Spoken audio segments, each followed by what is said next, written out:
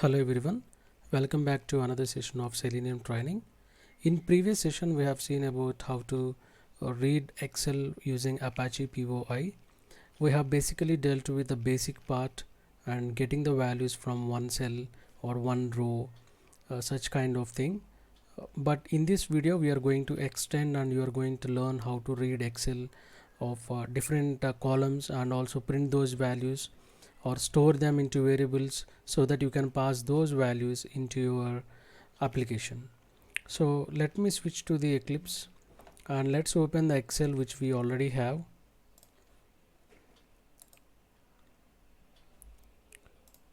So this is my Excel sheet where I have test data available. So you can see the username and the password, and it contains test user 1 and the password, and we have total 5 records with one column.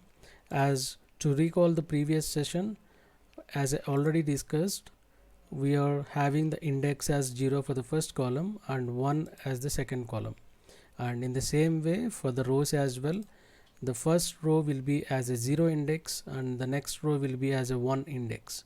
So if you want to get data for the second row, you have to use index 1, and if you want to get the data from the third row, you have to use index 2, and so on.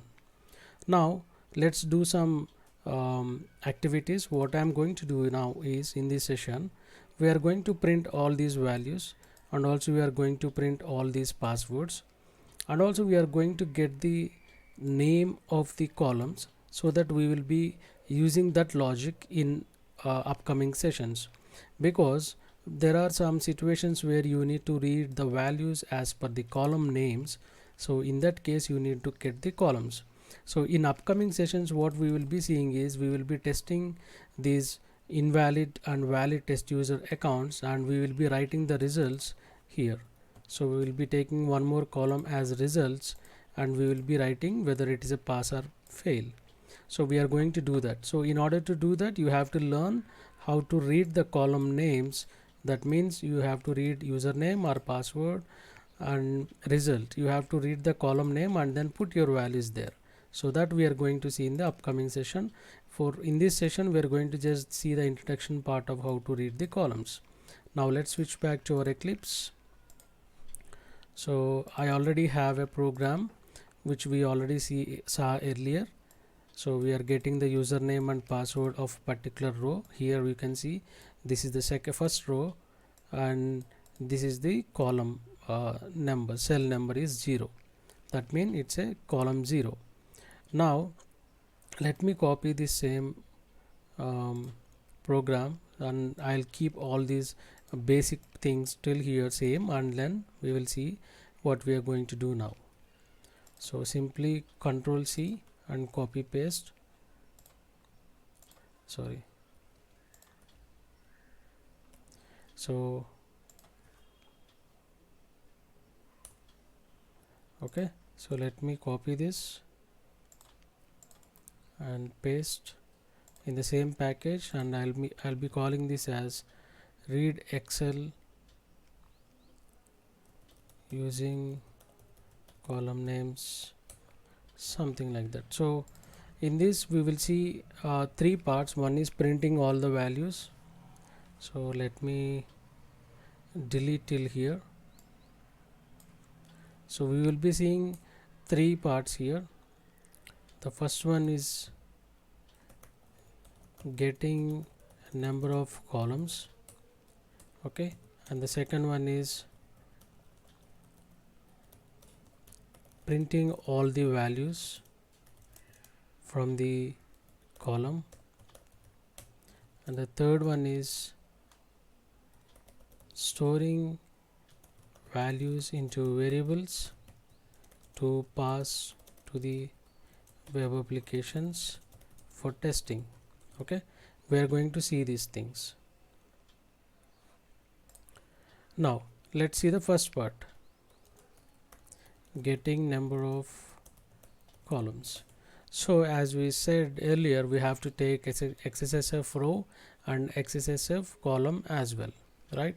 So for now what I'm going to do is, so let me define XSSF row and take the row variable, and I'll call it as sheet dot get row of 0.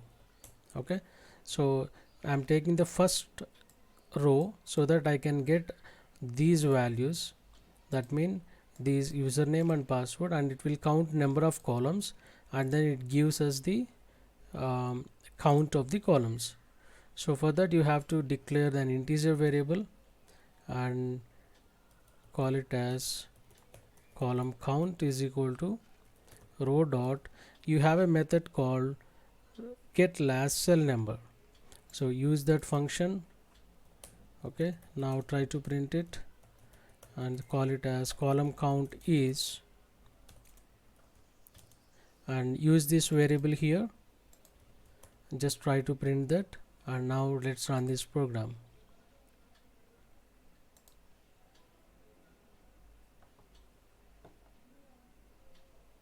See, the column count is 2, right?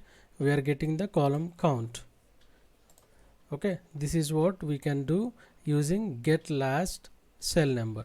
Okay, and also the second thing is printing all the values.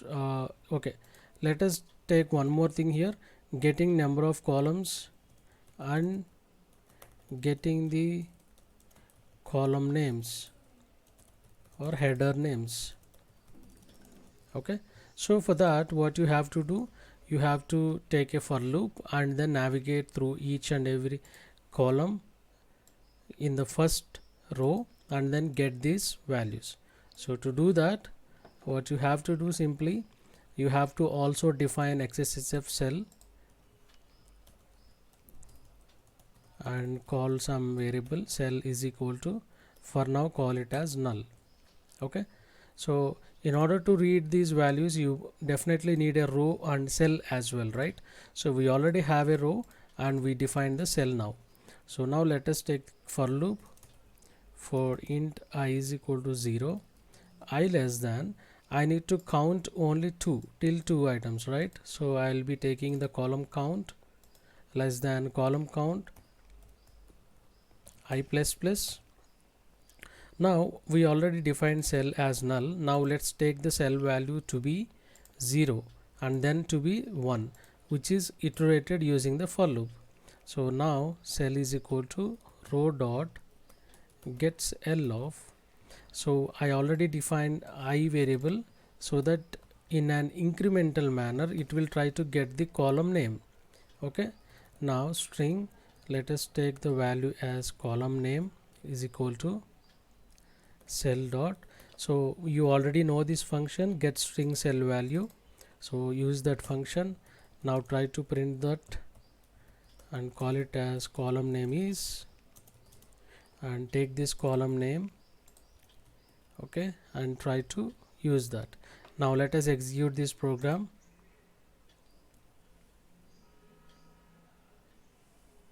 See, now you got the count, so let me write here getting the column count. Okay, now this one is for getting column names. Okay, so you got the column names as well. Let me put it at the top so that you will understand. Now let us print all the values in the column. For example, I want to print these usernames and as well as the passwords, right? So to do that, simply let me comment this for now, and I'll be writing a new code. So same way, XSSF row, first of all you define it as null. Okay, and now take for loop and also define XSSF cell is equal to null, initialization part, and take the variable names row, and this is as cell. Fine, now let us take for loop. We have to take 2 for loops here because you have to capture these usernames in the usernames and this column, and also iterate through each and every row.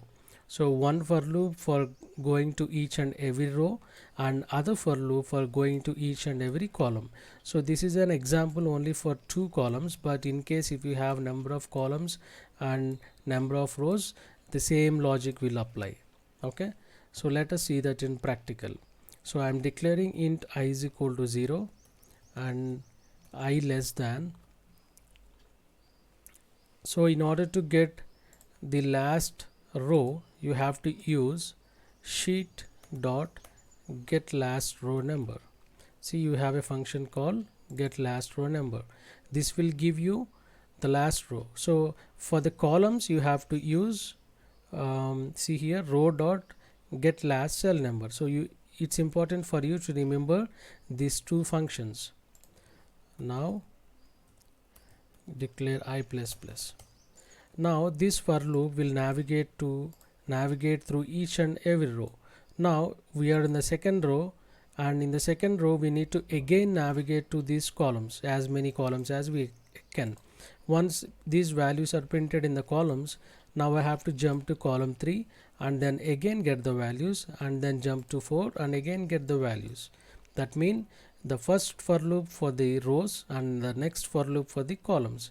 So let us define one more for loop for getting the columns. So once you get the row, we have to define the row value, right? We have to show what is the row number. So for that you have to use row is equal to sheet dot get row of I. So in this case the first I value will be 0, right? But we don't want this 0, but if we need to print only the test user account names, username and passwords, then you can use I is equal to 1 here. So we will see that once we print the values. Now let's write one more for loop for navigating to the columns. For in j, let me take as j is equal to 0, j less than, and also as we discussed earlier, you have to use row dot get last cell number for getting the count of the columns, right?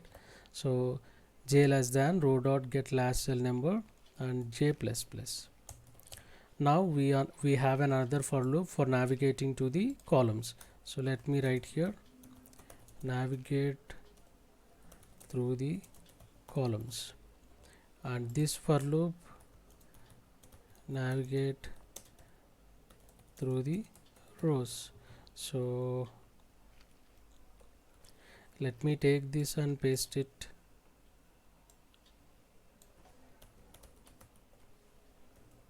Navigate, sorry.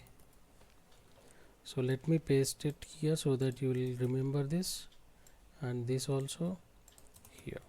Okay, now we have another for loop.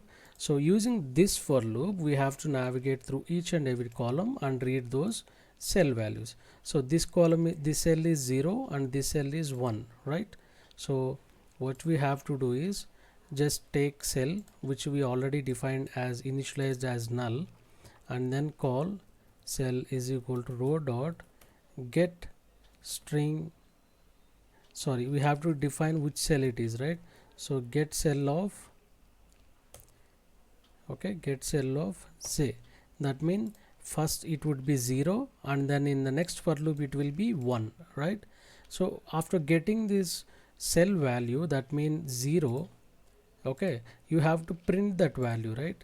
So for that what you are doing is string my, let me call it as my cell value is equal to cell dot get string cell value. So since we know it is a string, we are using a string, right? And we in further sessions, upcoming sessions, we will see how to handle different data types in an Excel. Okay, now so let me print this value. My cell value is, so let me take this value here and put it here, and now let me run this program and see how my values are getting printed. So you can see here my cell value is username password. It's printing the first one, even it is taking the first row. Okay, so username password and username password till test user 4. Okay, so you can see here we got from j is equal to 0. Yeah, I think we got only till 4. So for that you have to keep here yeah, I think here you have to keep is equal to, so that it will go to the last row as well, so that it will the row count will be incremented. So now let me run this. Now you can see test user 5 is also created. Okay, now so we are done with getting the printing the values. This way you can use, this is very important, one for loop and other for nested for loop for navigating to each and every row and each and every column and printing the values. The logic is same for all the vast reports you have or vast test data you have. This is same. Okay, just practice this for loops for now. Okay, now what you do is just take another for loop. Let us store these values into we already have now username and passwords, right? We are just printing it, but in order to pass these values into our web application, for example, I want to pass this test user 1 and password to the web application and test my account whether it is successfully logging in or not. So in that case, what you have to do, you have to store these values into a variable and then pass those, right? So for that what you will do is, let me comment this again. Okay, so let me write here uncomment below code,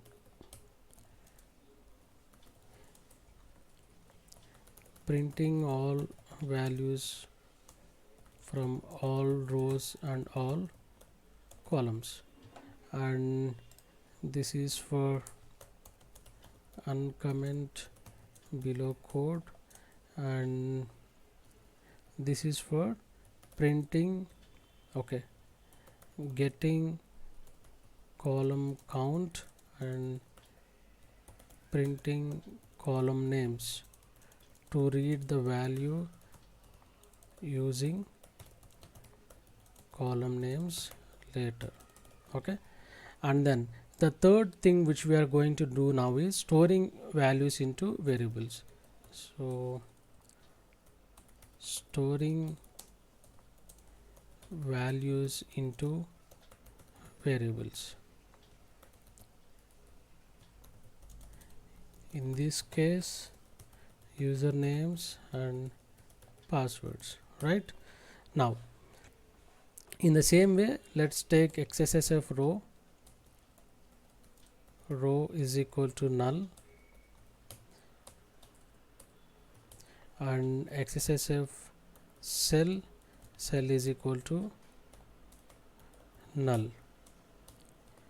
Okay, now same way let me declare two variables here. One is username is equal to null and other variable string password is equal to null. Okay, so that I can store the values into username and password in the for loop, right?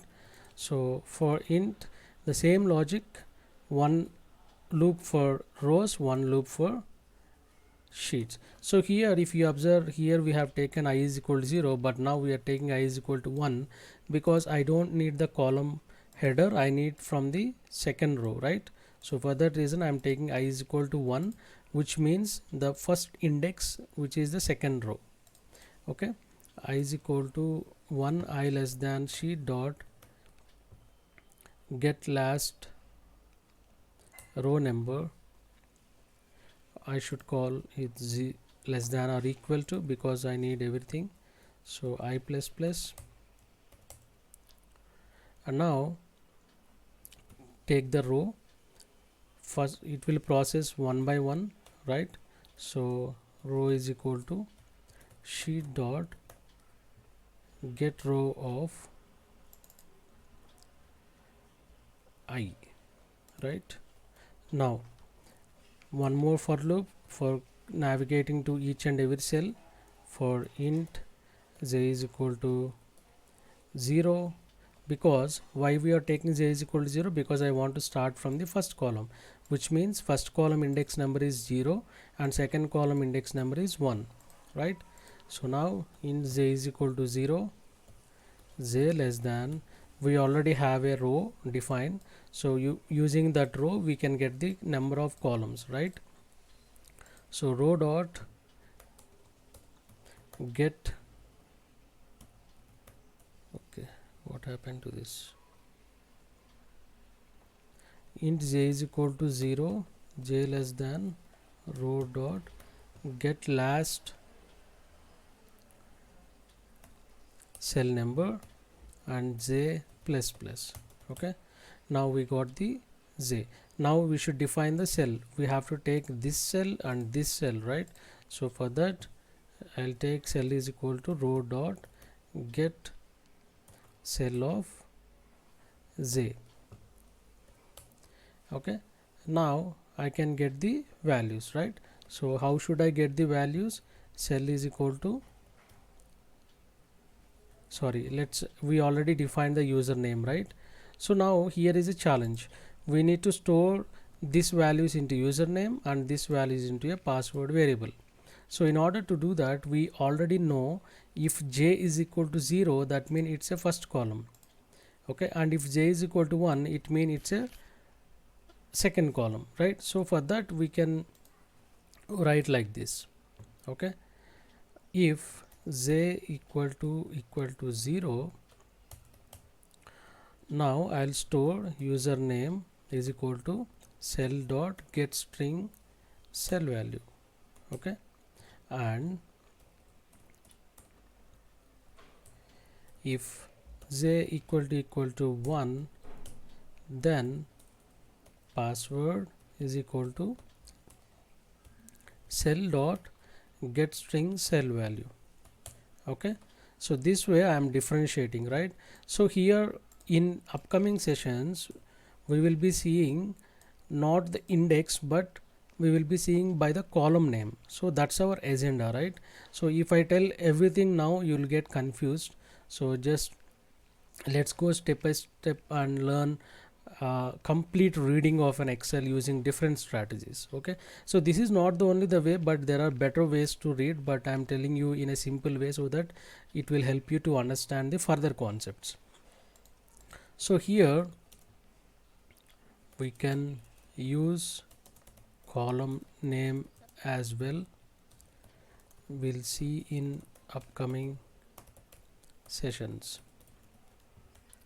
Okay, here also same, using, we can, instead of writing if j is equal to 0, we can write if column name equal to username, then store in a username.